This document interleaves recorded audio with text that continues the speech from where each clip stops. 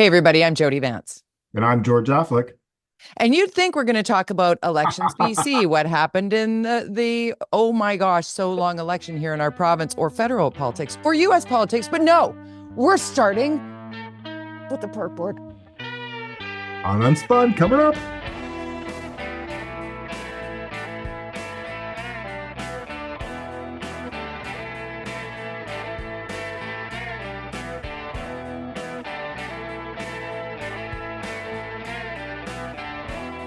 Jody, I mean, we had our little pre-meeting, and I'm like, okay, keep it. So hold on. I'm like, we're going to talk about this and this and this, and if we have time, we'll talk about the Park Board. And you're like, wait. You seem kind of passionate about this. So what's the problem, Jody? Park Board's great. We don't love Park Board. There's no problem. I got a little note because I'm on the mailing list, because I tried to actually get before the Park Board to talk about how much I viscerally dislike, okay, the word is hate, the online booking situation at Kitspool. First time in my life, I did not get to swim at Kitspool this year. Not for lack of trying. Couldn't get in. It was empty the whole time. But I did notice something good, which was the little bar that they've created up top behind Kitspool. We'll get to that in a second. But George, Park Board has informed us all that they're adding a new fee to all of our facilities across the board. A new fee, George. Taxes, which is what that is. It's great when you get your money's worth. I'm sorry, the Park Board incompetence for how long have we been doing this podcast? 271 episodes now. Has been the bane of our existence since day one. Along with the Speaker of the House in Victoria. Oh, that's true. That was day one as well. Oh my goodness. But it's like, seriously, guys, you're going to raise the taxes for something that's already so dysfunctional, so inadequate, so under the low quality of resourced. It's terrible. Where's all this money going? Where? You didn't swim it once this year, you said? Not one time. I used to swim every day from the day it opened to the day it closed. I would swim 1 mile every day. It was it was for my mental health and wellness, right? It was the way I was like, okay. By the way, and total intent of having parks in our city and facilities for the public is mental wellness. That's the number. It's health and mental wellness. It's like, what are you doing, Park Board? What? Why is it allowed to continue? We've been doing this, as you mentioned, this podcast, this is season 7, right? We've been doing this a while. This is not like, I don't like it. It's in 2020 when we were hit with a global pandemic and everything got shut down, and then summer came around and it was like, oh, we're going to move it to online and we're going to organize how close people can sit together and you have to be in a bot. I got that. I was like, fine, I get it. I'm playing within the rules because I believe that there are people much smarter than I about this who are managing our public safety, even though it was outside and everything about managing COVID was just do it outside. Just do it outside. And that's outside. That's a pool and it's outside. But this online booking, why can't we just go stand in line and go into the pool? And that's the argument I got back from the Park Board. Well, can you imagine coming all the way in from Coquitlam with your kids and having to stand in line? Yes. That's what we do. We plan ahead. Anyway, I'm going to lose my mind, George. You say to the kids, sorry, we're not going to get to the pool. Let's go to the beach. It's right there. Go to the beach. Right there for free. Right there. Right there. Can we talk about the beach thing now? Because I love the fact that you have been banging your collective drum for what's good at utilizing our beaches to the best of their opportunity. Talk about your idea for Spanish Banks years ago. And actually, and in English Bay would work too. And in fact, I was walking by English Bay the other day. There's a giant big sign that actually gets in your way as you walk, saying, "No drinking. Drinking's bad. Bad drinking. No drinking on this beach. No drinking. No drinking." Blah. But signs right above there's this above the bathrooms in the West End. There's this giant space that's not used at all. That's right. Balcony to put in great little boutique, whatever, little pubs. That exactly what they have. If you go to Kits Pool, anybody, you'll see above the pool now there's a little pop-up bar there. So I think it's only during the summer. No, they're doing it for winter. Or are they? They've brought in, I follow them on Instagram. This is brilliant. They have live music. It's all ages. If it's not raining, there's a patio to sit on. If it is raining, there are tents on the patio to sit on. It's heated. You can order a cocktail. You can order snacks. You can bring your own snacks. So yeah, in the Spanish Banks, way at the other end, way at the other end of before you head up the hill to UBC, there's this giant parking lot, and I brought this up many times. And you need parking down there, and now they charge for parking. That's another addition that Park Board has added. Down way Another down, tax. Another tax. But there's this giant parking lot that easily they could just, rate one floor up, or or they could dig down a floor, still have that parking, but above they could have retail up front facing the water. That could be temporary, it could be artist studios all along there, cafes, whatever. And above they could have a beautiful patios with the most wonderful views of the mountains and the city, and they could make that pop up, whatever you want to do. And it would cost almost like it would fund itself. And it would. It's not paving over anything green, green grass loving park people. It's literally fixing a parking lot and making it active. So I don't understand. The Park Board is just so, and now this whole ABC taking it away. I'm like, well, okay, fine. That's why I kind of support getting rid of the Park Board, because I don't see any success in my history in the city. I really don't, and I just want to be fixed. All I've seen is our parks devolve, right? Yeah. The things that I used to as a small child look at and be like, wow. And it's political. My God. It's completely political because it is. That it's gotten like this, not because it's nuts. So. I mean, I'm sad because there's an entire generation of people who won't be able to experience even a little bit. And I mean, I come from very humble family. We were not just living paycheck to paycheck. It was a struggle for our family, but we made it fun. We made it cool. We all loaded onto a bus and went to a park. We would spend so much time in Queen Elizabeth Park, in that parking lot with the fountains as kids, just run around that fountain, running around it. Signs in there, do not go in the water. Oh my God! What are we doing? Anyway, we could go on, and I just hope we made the Langley pool, which I think is still there. Literally, it's the size of somebody's backroom pool. Backyard pool. Every summer, every weekend, we'd be in that pool, buying our Pep shoes and our Cokes. Oh my God, a Pep shoe. Our twisters, and that would be I think this is how old I am. I think Pep shoes were 10 cents. Are you kidding? I remember when a Pep shoe. I think they were 25 cents for me, but you could get a Coke and an Old Dutch salt and vinegar chips for like 75 cents. Yeah. Full bottle of Coke, bottle. My allowance was 75 cents. There you go. All done. Let's get to the election. The BC NDP now officially attempting, I guess, to form that majority government on a thread. I think I said that the recap that this kind of doesn't usually impact, but wow, this one. You believe how close that was? What was it? 47? I'm sorry, 47 votes now. I forget what the number. It's not very many. It was tight. Surrey, which we talked about. We said Surrey would be the place. We did. We said Surrey and then Kelowna, and a couple of fringe MLAs in the Conservative Party of British Columbia did not get elected. So hopefully, we never have to see people who come in with racial slurs as part of their platform. That was nuts. I found it interesting. That I'm not sure if you saw the stat. We didn't talk about it in our pre-meeting, but it is a new record in the NDP caucus, the number of women. It's a new record for the number of women. 52 to 40. Overall, the House itself, the legislature itself is majority women. I think it's 50. It is. Women, right? Yeah. I think we're going to do well with that. I think that's going to help. Yeah, I really do. I think that shift next, it'll be a shift generationally, I predict, and it'll get younger and younger because it just can't get older. But with the what is it, a dozen people? Don't go and jump that. A dozen people in the NDP caucus who went sayonara before this election, right? Like there was a significant number of retirements and people who had said, we're done here. What was your takeaway from the reaction to the recounts when it came to the conspiracy theorists? I just hate that shit. I mean, come on. I mean, I can see it in America because you saw that ballot box being burned in America, and I'm thinking, Why do they Two have of that? them. Why do they even have that? We rely on Canada Post. It's very hard to figure out where your ballots might be, put into every, you have to burn every mailbox to get to, a couple hundred. But Right. you got a big giant box that says ballots. I don't know if that's a good idea. So I believe in our system, although I am curious about this take home ballot situation.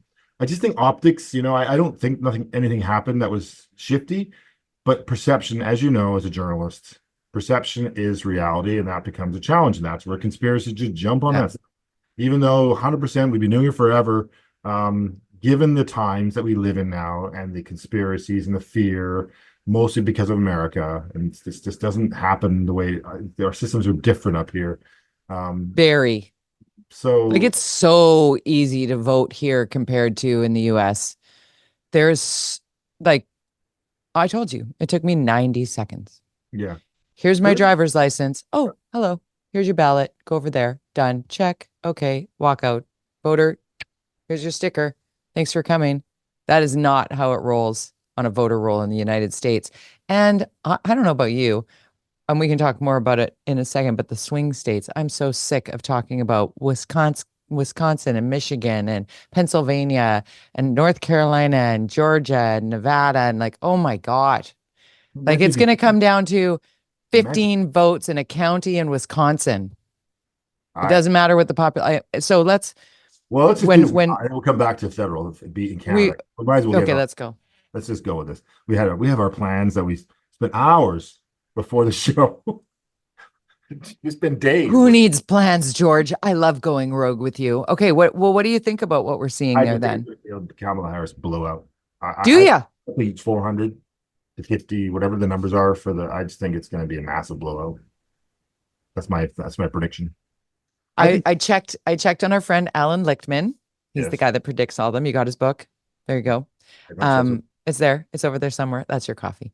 But Alan Lichtman is the man who has famously called every election since 1982 accurately, including the Trump presidency when everybody was like, no.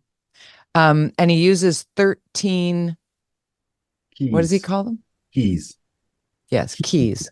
Mm-hmm. Sorry, your audio is a little weird. Oh, is it? Yeah, you're not as loud as usual. I'm much louder. 13 keys. So Alan Lichtman says that currently Kamala Harris has 8 of the 13. Donald Trump has 3, and 1 is still undetermined. He says he is anxious like everybody else on the planet, but literally on the planet. But he stands by his prediction that he made a month ago that he feels that Kamala Harris will win. I find it interesting, as so many of the pundits have been saying, that this election is very much a gender divide. Mm-hmm. Women will not, and what Donald Trump just said yesterday, and they're like, I'm going to do what women need, even if they don't want it or don't like it or whatever. I'm like, what are you? That is, I think, what they call the epitome of mansplaining. That is like put it up at a new level of mansplaining. I'm just going to do all this for you. You don't worry about it. That's right. You don't worry your pretty little self. You just take off those shoes and get there back in the kitchen. Come on.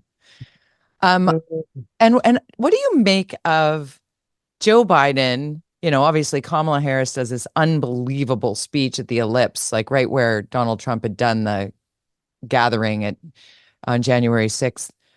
It was quite something. I wasn't planning on watching this speech. I was busy doing a bunch of other stuff I had to go and do, but I flipped on the TV to sort of have it in the background while I was getting ready to go. And I stopped, I put things down, I walked back and I stood, when you stand in front of the TV and you catch yourself going, wow, this is something. Like she was powerful and on point. She said who she was, like all the things that people have said she wasn't doing. And there were 75,000 people there. And when she finished, George, do you know what all those people did after the speech? They went home. They didn't have a riot or anything? No. Beyonce didn't sing though, so I was disappointed in that. Was that one? That's crazy. Then Joe Biden comes out with this, because of the Trump rally. Oh, we haven't even talked about that. The rally at MSG on Sunday. Did you watch that? Island of Garbage. And then Yeah. I'm confused by this. Correct me if I'm wrong, but Biden said that what he said was garbage. He didn't say the people were garbage, but yet everybody now is saying Biden said, and he said the people were garbage. I'm going, no, he didn't. And then he comes out and he apologizes for and I'm like, well, I heard you say it. What? Even CNN. He said that the comedian the Hinchcliffe, the guy that said, Yeah. there's a huge island of garbage floating in the ocean. Yeah, it's called Puerto Rico. Horrifyingly racist, terrible. Puerto Rico, Americans live in Puerto Rico. It is an American kind of state. Yeah, it's kind of like a Commonwealth, kind of. Yeah, it's like a in Canadian terms. Yeah, but those are U.S. citizens. They vote.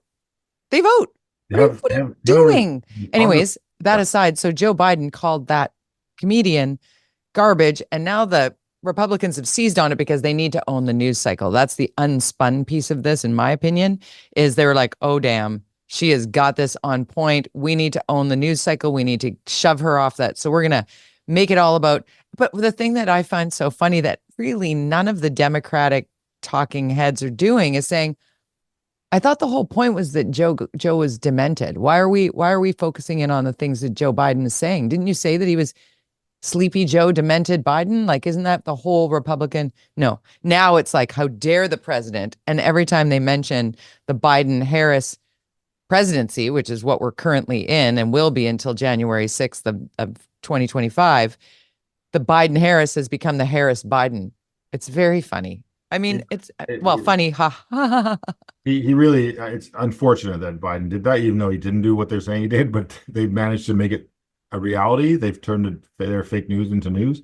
Yeah. Renee was reporting it, and people are talking that Biden called people garbage, and he called a person a garbage, I guess, or what he was saying was garbage. But so I'm really confused why now what would be the left-wing media in the U.S. are reporting that he said this too, and I'm going, but I heard it, and it's not what It's not what I heard. Play the clip and point at it. But it's interesting when you listen to, because I do monitor Fox News. I find it wild that there is news in the name of this network. It is just a cheerleading section, or you want to call it whatever you want to call it. If you want to be more political, you can say it's full propaganda, or you can just say it is what it is. It's bought nonstop PR for the right wing.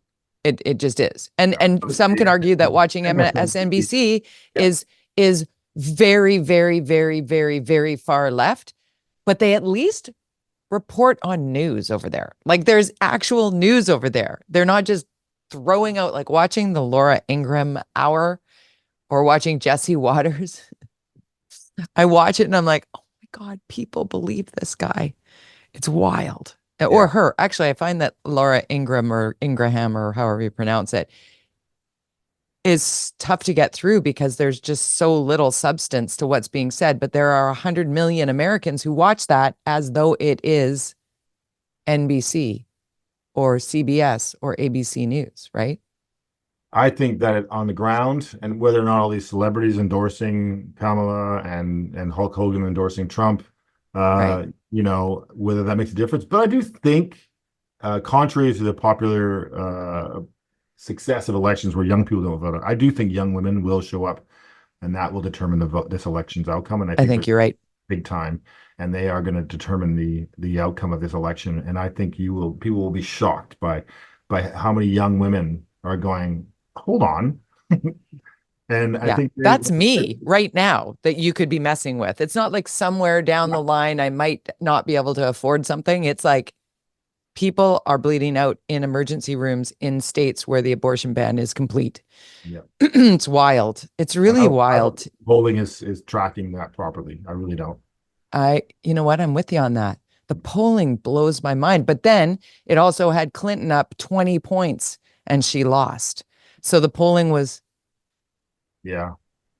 I mean, we'll see. We're not that far away. We will. I know. Well, what are you doing on election night? It's going to be home? I'm traveling to the United States. Oh, whoa, what? Oh, I just know about that. I am. Yeah. I'm going in the morning. Okay. Yeah, but I'm in a very blue neighborhood in a very blue state. I just think, I don't know if it's a blowout. I don't think it matters what happens either way. Well, the only way that there won't be craziness will be if Trump wins, ironically. Isn't that wild? Oh yeah. But you know that the one saving grace, and one pundit did say this and it gave me pause. It was actually somebody who had, I don't know, been involved in the Trump campaign at some level. It might have been Alyssa Farah Griffin or somebody like that who'd been there on January 6th and witnessed what Trump did, or in many people's opinion, didn't do. The one saving grace now is that he's not the president. So if there is unrest, there will be a way to manage that unrest in a way that doesn't wait until, you know. Yeah. And by the way, to caveat to what I just said, I don't mean there won't be craziness if he wins. There will be craziness if he wins. And there often is. I mean, when you start looking back at yeah. history in the United States, there's always been a push and a pull, and it'll be interesting to see what happens. And I've got my fingers crossed that cooler heads prevail and nothing crazy happens while I'm down there on my first vacation since 2019. Well, give us something to talk about, I guess. I mean, I'll check in from there with you. I'm still going to do Unspun. I'm taking my computer. You'll still be there on the Thursday. Okay. Yeah. Oh, I'm just going to rest a little bit and get a little sun on my face. Nice. Yeah. All right. So let's bring her back home. Bring her back home. We're out of time, so people can follow George at George. We're out of time. I think we had 10 minutes. Oh, did we? Was it 08, wasn't it? We started? Oh my God, we do. That's the fastest half hour. I had something over the bottom of my digital clock, and I thought it was a 3. We got 2 more topics. Let's go. Okay. So yeah, go ahead. Can we go? Do you want to go federal? Or do we? Okay, Bring federal. So, home. what do you make of former Premier of British Columbia, Christy Clark, positioning herself as a candidate for the leader of the federal Liberal Party? I think it's not a surprising move. I think we've talked about it before. I had heard rumors that she was brushing up on her French, and she wants to get back into politics. She's a lifetime politician, so she's been out in the wilderness for since 2017. So she's looking for something to do. Whatever she has a consultancy, whatever she does for some law firm, blah blah blah. You know, so she's gunning. She I don't think she has a chance of winning the leadership, but she will then run for MP in some safe riding, and if Liberals win, she would get a nice cabinet post, and she probably would want foreign affairs or something fancy. And given that she was premier of a province, she should get a substantial cabinet post. So I think that's what she's gunning for. And that's the whole strategy of running for leadership is, sure, yeah, maybe if you get the gig, great, but generally you're positioning yourself as part of the cabinet of the next government.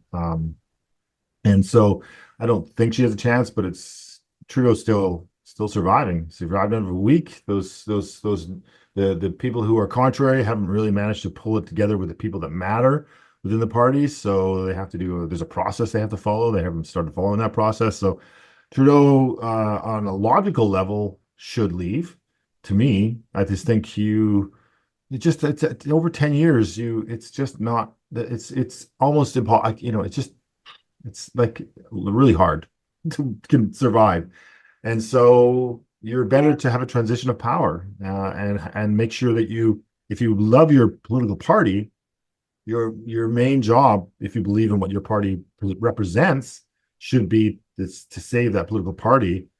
So you have to sacrifice yourself, and so he needs to begin that process. And I've said he'll announce before Christmas. I heard Keith Baldry saying he thought in the new year. I think that would be too late, because we're seeing Bloc Québécois. They're pushing hard now. This government could come down at any time, and then we're stuck with Trudeau, just like we were with his dad. It's like the history repeating itself. It's wild. It's so weird.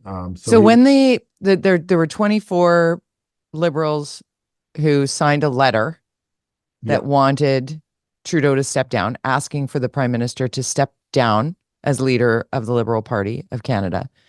Then there was the bringing together of cabinet to have that discussion, the quote unquote difficult discussion. It was quite a news day on CBC News Network. I was watching it sort of unfold live, and they did a great job of sort of, the breathless, like, what is happening? We're waiting for this, and this might happen, and that might happen, and this could happen, and what about this? But we're waiting for that person, and this person said, I mean, Mark Miller coming out and just being like, listen, we're not. That's not right. It was interesting. The politics of it was super interesting. Because of course nobody's going on camera to say I want him gone, because that's not what happens.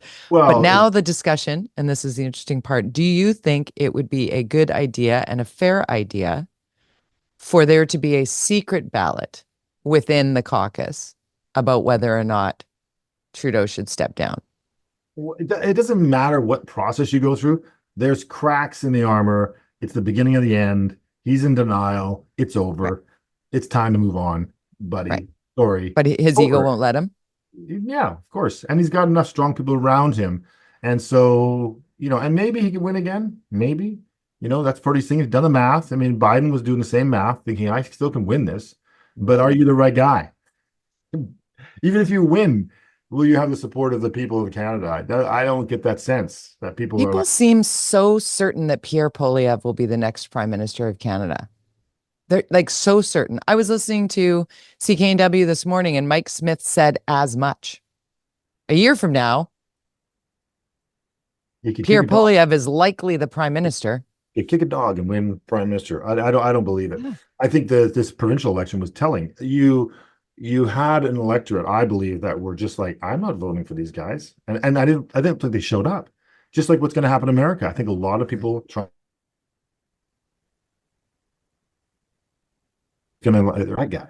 So they're just not telling you that. And I think that's a big chunk of the vote down there too. And I think that would be a Poilievre thing too. I think people are just going to go, ugh, nah. Yeah. And I honestly, George, and back to US politics, because it does crisscross. I think that happened in BC. I think that will happen federally. And I think that will happen in the United States.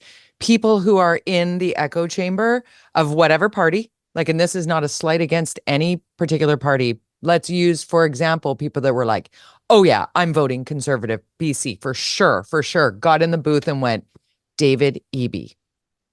And walked out, went, yeah, let's go, Rasta, whatever it is. Or Trump going in, I MAGA hat, wearing it all, hanging out with the people, flying the flags, woohoo, at the rallies, goes in, Kamala, right? Because nobody knows, because that's the new talking point on Fox News that Jesse Waters said last night, is that it is a woman's duty to vote the way her husband would. And he said, if my wife was to vote for Kamala Harris, it would be D-Day, divorce day. He said that on TV last night, and I just thought, wow. Wow. I feel bad for his wife. The sanctity of secret ballots. Like, what? I mean, I don't know how Amanda voted in the last election, and I have no idea. I don't want to know, because I don't think she wants to tell me. I don't even know. She might have just destroyed her ballot. I don't know. Because it was such a tough election for women in this province, I think, especially. This is not criticism. I just was. I think and I think that's what America's facing, and what a lot of people feel about Poilievre. And it's not that's the vibe out there. And I think that this is a real challenge. And I think in the UK, the Conservative vote was way down. They were just like, meh. And that's I think the exhaustion factor is coming into play. We've been going through this political climate for a decade. And I remember, in the US political realm, remember how exhausted we were with George W. Bush? And now people look back and think, oh my God, I'd take him twice and 5 times on Sunday. His level of weird wasn't diabolical. But I don't think with one election, if your prediction comes to pass, which, as a woman, I hope you're right. I don't know that fixes the problem that 80 million people will vote for Donald Trump. There's a problem in the US. Well, but America's so strange when it comes to how they stick to their party. They don't stray. They just get that, it's different here. Although, we do have that base. We still have a base vote. It's like, again, we always talk about that middle vote, that centrist vote. Where do they go? I do love the fact that Arnold Schwarzenegger stepped up, the former governor of California, Republican through and through. I've met him in person. he is a staunch Republican, and he's like, no. Yeah. The fact that it's, Liz Cheney and Dick Cheney and all of that, and the other Republicans who are just sort of tiptoeing out. I kind of feel like we might see a couple more of them, but the word that we're hearing from some of those insiders is that within the Republican Party, there are people that are not publicly saying what they're going to do, and then they will be casting a ballot for Kamala Harris. Did we talk about BC election night? We did. Okay. Way back. We will. Whew. I know. We never got to the speaker stuff. You got 15 seconds. Well, we're in limb. We don't know. I think that's an ultimate challenge, right? Stay tuned to this space. Serious. Now it's been 30 minutes, George. So people are going to follow along on our Twitter. See, I need a vacation. It's time. I'm filling in for Mike Smith tomorrow, and then I'm off for 2 weeks, other than on Unspun. Find me only here at Jody Vance on Twitter. You are at George_Affleck. At George_Affleck. This is Unspun Podcast. Share it with your friends. It's the apparently the very fastest 30 minutes in politics, taking the spin out of it. Love you, buddy. Talk to you later. Bye. Have fun.